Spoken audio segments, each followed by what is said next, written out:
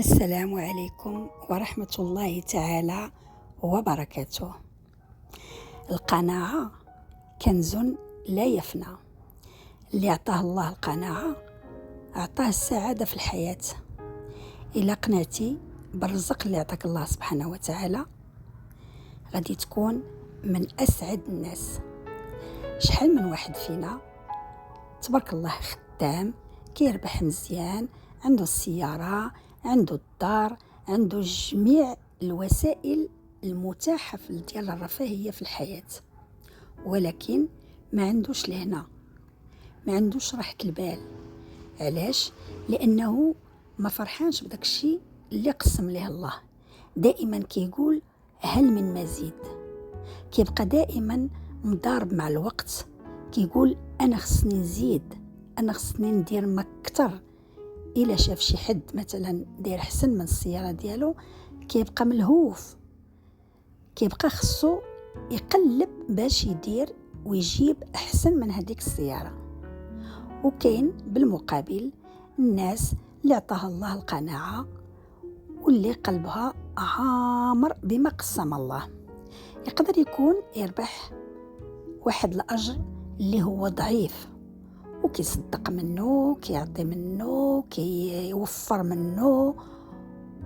علاش؟ لأن الله جعل ليه البركة في هذاك الرزيق، أو لا في هذاك الأجر، أو لا المدخول، كيف ما بغى يكون النوع ديالو. فهذا الشخص القانوع ما كتهزو لا ريح ديال المنافسة، ولا ريح ديال السيارات، ولا ريح ديال الديور، ولا ريح ديال البنايات. أي نعم، الإنسان كيتمنى وكيقول مع راسو حتى أنا بغيت، وكيطلب الله وكيقول يا ربي تعطيني، ولكن ما كيديرش واحد الحاجة بين عينيه اللي فيها الهلع. يعني إلا عطاه الله دويرة على قد الحال حمد الله بها، عنده سيارة على قد الحال حمد الله بها، ولكن باش يبقى ملهوف فهديك ما فيهش. والله كيسر له الأمور وكيعطيه الله واحد البركة يطرح عليه في هذاك الرزق ديالو اللي كياخد. فاللي بغيت نقول لكم اليوم، قنعوا بما قسم وقدر الله لكم. وهنا غادي نقرأ لكم بعض الأبيات من أجمل ما قرأت.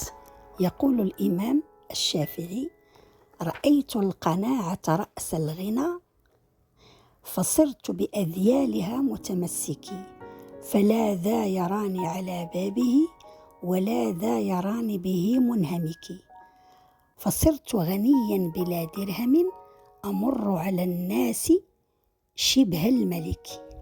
الله على الكلام الموزون.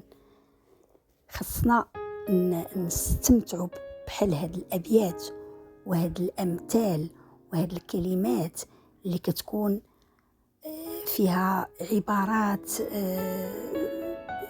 سبحان الله كتفيقنا. فكيف ما قلت في البداية ديال الفيديو، القناعة كنز لا يفنى. إلى اللقاء في فيديو آخر بإذن الله.